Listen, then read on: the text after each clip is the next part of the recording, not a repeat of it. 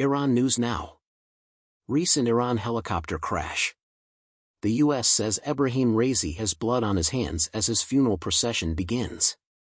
The burial procession for Iranian President Ebrahim Raisi is begun in Tabriz, near where his helicopter crashed Sunday afternoon. One of several processions around Iran in the following weeks, tens of thousands of people attended the event in East Azerbaijan city. After another procession in Qom, Iran's supreme leader Ayatollah Ali Khamenei will lead congregational funeral prayers in Tehran. The country has mourned the uncompromising leader sparingly despite the large attendance. Raisi, known as the Butcher of Tehran for murdering anti-regime protesters in the 1980s, led a brutal crackdown on protests in 2022 and last year. U.S. State Department spokesperson Matt Miller claimed Raisi has blood on his hands for repressing opposition. He called the former hardline preacher a horrible collaborator in the subjugation of the Iranian people for nearly 4 decades. The U.S. State Department expressed its condolences for the helicopter crash that killed Iranian President Ebrahim Raisi, Foreign Minister Amir Abdullahian, and other group members in northwest Iran. We support the Iranian people and their fight for human rights and fundamental freedoms as they choose a new president. Thousands of Iranians mourn the loss of President Ebrahim Raisi in a helicopter crash on Sunday. State media published a video of mourners marching through Tabriz, northwest Iran, near the politician's helicopter crash scene. Raisi, 63, was one of 8 passengers on the helicopter that went over a mountainous region south of Azerbaijan in cloudy weather. Despite the large crowds on Tuesday, most of whom were male, many Iranians have celebrated Raisi's death on social media. Raisi faced U.S. sanctions for his role in 1988 mass killings and abuses of demonstrators and dissidents while head of the court, so it is uncertain what international presence a burial this week may draw. Under Raisi, Iran sent bomb-carrying drones to Russia for its Ukraine war.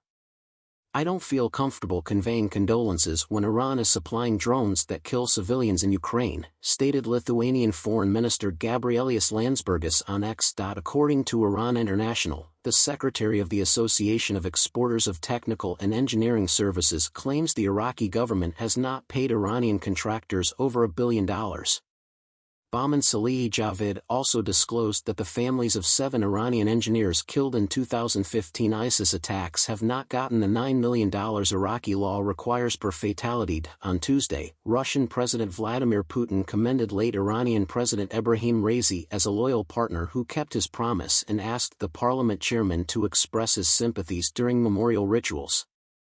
A helicopter crash near the Azerbaijan border killed Raisi, his foreign minister, and 7 others over the weekend. Putin told State Duma head Vyacheslav Volodin, he was truly a trusted collaborator, a man sure of himself, who acted in the national interest, Russian news agencies said.